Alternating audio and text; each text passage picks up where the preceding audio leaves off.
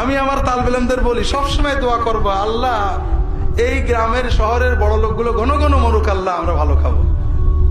কি জঘন্য বর্বরতা! মানুষ মারা গেছে, আমরা উৎসব করছি। এটা ইসলাম নয়, মানবতার দৃষ্টিতে এটা ঘৃণিত কাজ। মানুষ মারা গেছে, কত জঘন্য বর্বরতা আমাদের। মানুষ অসুস্থ, তার চিকিৎসার পয়সা দেয় না, মরে গেলে খানার পয়সা দেয়। লা হাওলা ওয়ালা কুওয়াতা ইল্লা বিল্লাহ। তো ইসলামের দৃষ্টিতে একটা বেদাত এবং হারাম। প্রথম হারাম এজন্য নবীজি সাল্লাল্লাহু আলাইহি ওয়াসাল্লাম বলেছেন, কারোর বাড়ি থেকেও মারা গেলে ওই পরিবারের লোকেরাদের 3 দিনকে সবাই তোমরা খাওয়াবা, ওরা যেন রান্না বাড়া না করে, ওরা বিপদে আছে। আর আমরা কি করি? ওদেরকে রান্না করতে বাধ্য করি। এক মরা মরেছে, আর এক মরা মর। লা হাওলা ওয়ালা কুওয়াতা ইল্লা বিল্লাহ। এই জন্য হারাম এটা। দ্বিতীয়ত, এটা বিদআত। মানুষের মৃত্যুর পরে খানা পিনার আয়োজন করা, সেটা 40-এ হোক, দিনে হোক, আগে হোক, এগুলো দিনের ভিতরে ঢুকানো বেদাত। এই সুনানে বিস্তারিত দলিল সহ পাবেন। আমরা এগুলো করি কি জন্য? সওয়াবের জন্য। তো লা ইলাহা ইল্লাল্লাহ মানে সওয়াব দেবে কে?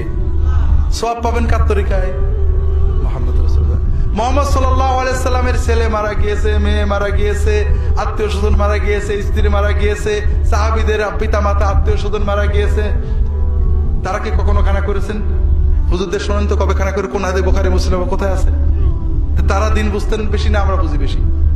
তারা সাদাকায়ে জারিয়া করতে বলেছেন। বাপ মা মারা গেলে যা পারেন মসজিদ, মাদ্রাসা, এতিমখানা স্থায়ী দান করেন। জমি দিয়ে দেন, টাকা দিয়ে দেন, ঘর বানিয়ে দেন, বই কিনে দেন। সুন্নত আর বেদাতের পার্থক্য বোঝেন। আপনার বাপ মরে গেছে, আপনি 1 লাখ টাকার খানা করেছেন। এই খানা খাবে বেশিরভাগ নামাজি না বেনামাজি? নামাজি, ঠিক না? বেনামাজি। আর বেনামাজির দাওয়াত করে একরাম করে খাওয়ালে ওই বেনামাজির গুনায় আপনি শরীক হয়ে যাবেন। বেনামাজি না খেয়ে মরে যাচ্ছে, তাকে খাবার দিতে পারেন, ভিন্ন কথা। কিন্তু কোন বেনামাজি ফাসেক, ফাজের, মদখোর, ঘুষখোর, সন্ত্রাসীকে বাড়ি দাওয়াত দিলে, একরাম করলে ওর গুনাহ আপনি শরীক হয়ে যাবেন। তাহলে আপনি 1 লাখ টাকার 80,000 খাইলো গুনাহগাররা, আপনি 80,000 টাকার গুনাহ পালেন। বাপ তো আর এটা নেবে না, ওটা কার গাড়ি থাকবে? বাকি 20,000 টাকার খাদ্য খেলো গরিব দুঃখী বা মাদ্রাসার তালবেলেমরা, ঠিক না? ওখানেও কিন্তু সওয়াব হয়নি, গুনাহ হয়েছে। কারণ ওদেরকে ঠিক মতো খাওয়াইনি। বড় বড় গোশতের গামলা, দইয়ের গামলা চলে গেছে ওই সন্ত্রাসীদের কাছে, আর ওরা পাত পেড়ে বসে আছে। এই যে আলেম তালবেলেমদের বেয়াদবি করলেন, গুনাহ হলো না সওয়াব হলো? পুরো 1 লাখ টাকার গুনাহ কামাই করলেন। এরপরেও নবীর তরিকার খেলাফ কোনো সওয়াব হলো না। এরপরও আমরা জোর করে না দাবি করলাম 2000 টাকা সওয়াব হয়েছে। আপনি কি প্রতি বছর এইভাবে খানা করতে পারবেন?